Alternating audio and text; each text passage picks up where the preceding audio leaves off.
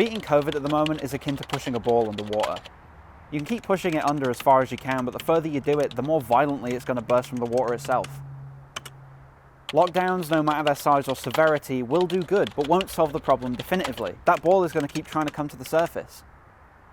Until we have something direct like a vaccine or the testing gets sorted out, we're not going to get rid of it. In the case of the ball analogy, we need to wait for someone to find a pin. Wear a mask, wash your hands, and keep your distance. Those are the basic rules we need to follow, right? None of this oddly specific stuff like, oh, you can go into somebody's house, but not until after 3.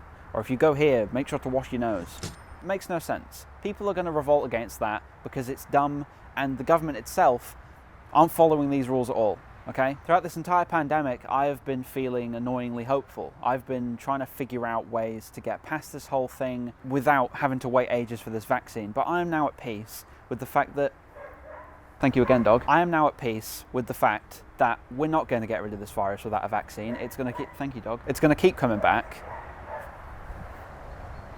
It's going to keep coming back.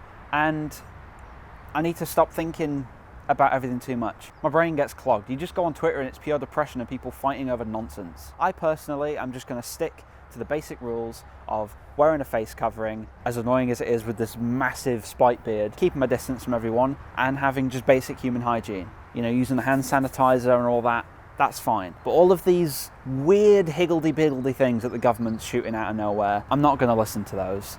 Right? I mean, it's not like I'm going to be going anywhere, but I'm not going to be worrying anymore. I'm just going to wait until this vaccine comes along. And big shock here, vaccines are fine, right? Controversial opinion, okay? You inject a little bit of the virus into you so your body can figure out what the hell that is. Hold on a sec.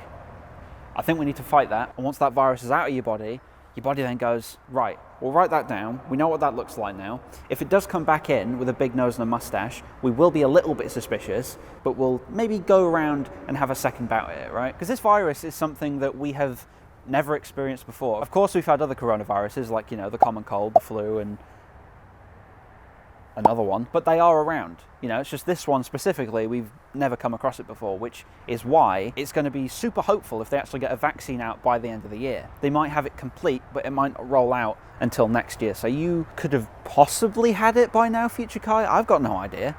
I'm not you. I'm not living where you are, but I sure do hope. It's just one of these things. The vaccine itself is probably the only thing that's going to stop it. We're British people. The majority of us are complete idiots, right? We're not going to be following rules. We just don't like to. That's just in our blood. We just don't like to follow rules. We like to revolt, which is annoying because it slows the whole thing down, and they're the same exact people who go, why has it not ended yet?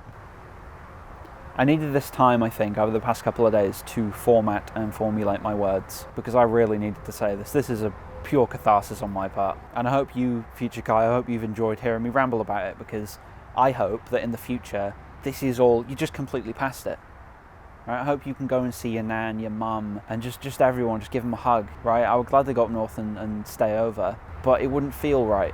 It wouldn't really be worth the time and the money to get there, and I know that sounds really, really selfish, but it really wouldn't. It's like doing like present drops, you know, do what you like, but I don't really see, you know, much enjoyment in going 300 miles to spend roughly 15 seconds dropping a box off and saying hi. It's not the same.